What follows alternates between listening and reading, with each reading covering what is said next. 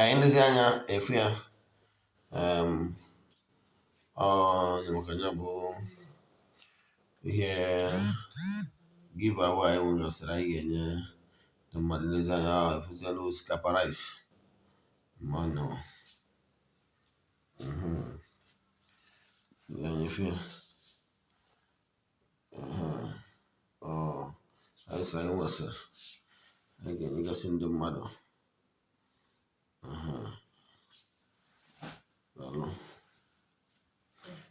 anyị jezie n'ilo ka anyị fụzie ma efi anyị nwere anyị nezi anya efuzie ya nọ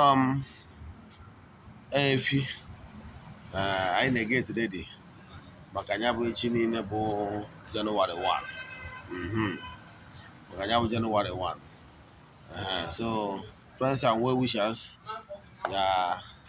you are invited. Yes, you are invited. Yeah. So Eze-Ana, be Ogbuefi Eze-Ana Ugochi too.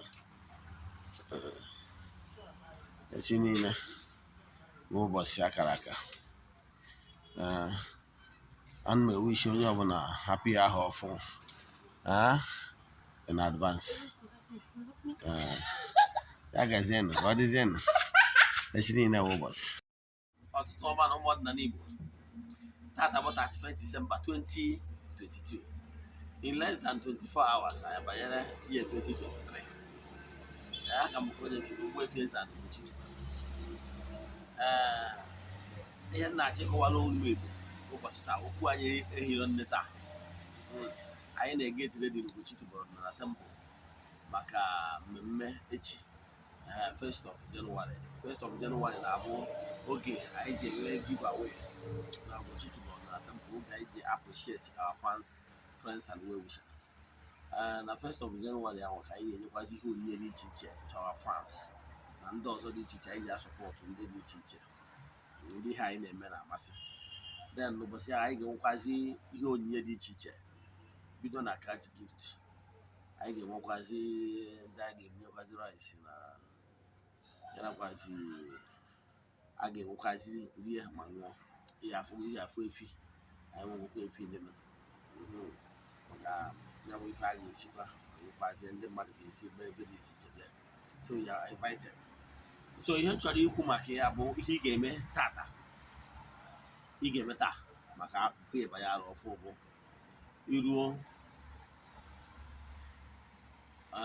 iruo jee chọọ akwa ọkụkọ Igbo. Ọ bụrụ na ị nweta ya, ime ya ebido kịta wee luo 31st night. This tata abalị taa before 12 p.m. Ihe ị ga-eme bụ iruo iweta akwa ọkụkọ Igbo. Iwee kwuo weta akwa ọkụkọ Igbo, iwere ya nyefee n'isi gị 4 times. Ife na ụbọchị na-anọ si na mmụọ onye ọbụla na iji akwa ahụ were agbara isi gị na okwu ọjọọ niile nwoke kwuru ma ọ bụ okwu ọjọọ niile nwaanyị kwuru, na onwere onye nọchiri ụzọ, na onwe gwara onye nọchiri akara aka ya, na onwere onye na-ara oke ya maka ihe, na onye ọbụla sịrị na ọ ga-anaghị oke gị, ma ọ bụ onye ọbụla izute ọjọọ ọbụla onye ọbụla zuru iji megide gị ma ọ megide ezinụlọ gị, n'ọnya ka ị na-achụpụ aja n'ụbọchị taa. Sị ihe niile onye agwa zuru ya na chi ya na onye agwa. Ndị na-achụpụ aja maka ọrụ akwụ ma otu ọbụla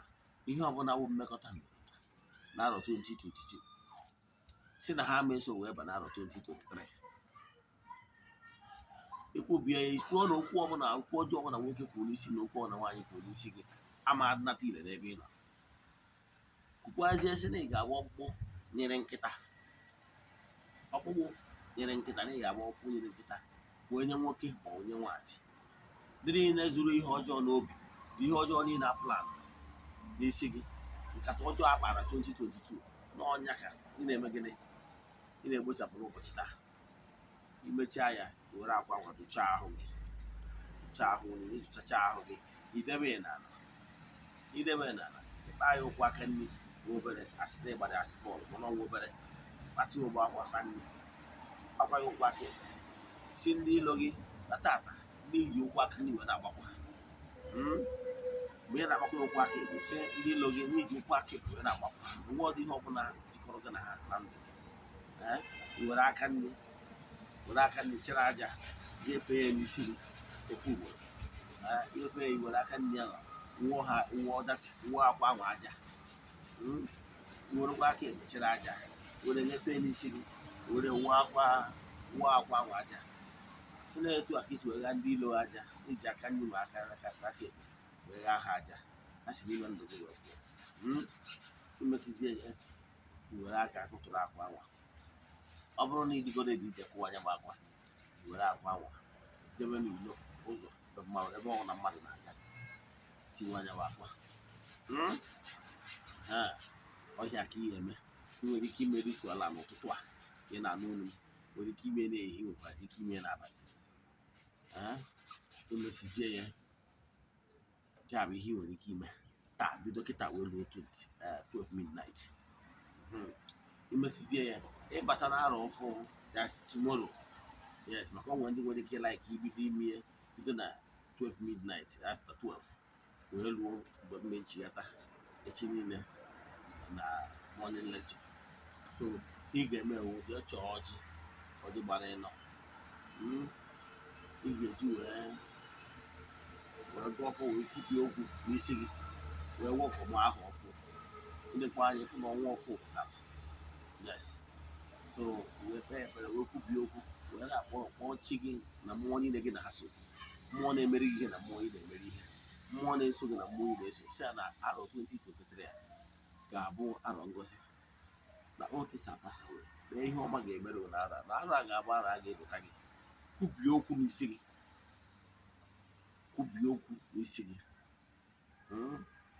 kwupie okwu n'isi gị ịkaba arụ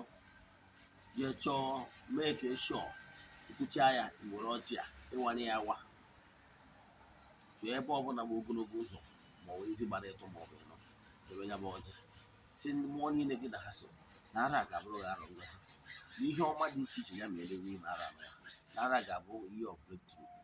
uche aji asị ha jiri aka wụọ ọjị ha jiri aka kee ebe ọbụla ebe ọbụla mmadụ na-aga weda ma ọ bụ ezi ogologo ezi ma ọ bụ ezi gbara ịtọ ma ọ bụ ịnọ ya bụ ọjị denụ ekewakwa arụ fụ na n'ọnwa Jenụwarị a bifo ọnwa Jenụwarị awụ imekwa n'aka gọm kaba arụ fụ n'ife ga-echi gị n'ime ọnwa as soon as possible ọ bụrụ na n'ịbụ onye na ị nwere ike imegbu ya n'onwe gị please go ahead and do it ọ ga-enyere gị aka nke ukwuu n'ime ara anụwa ọ bụrụkwa na ịbụ n'obodo oyibo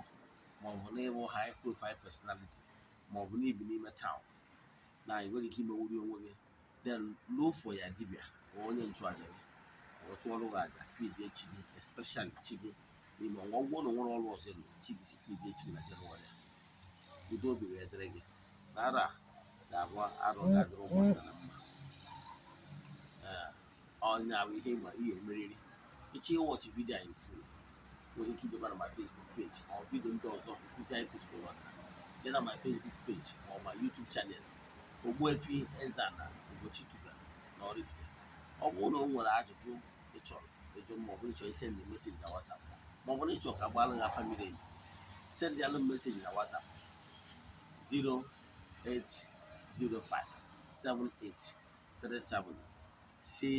08057837672 ya gazie n'ọfọ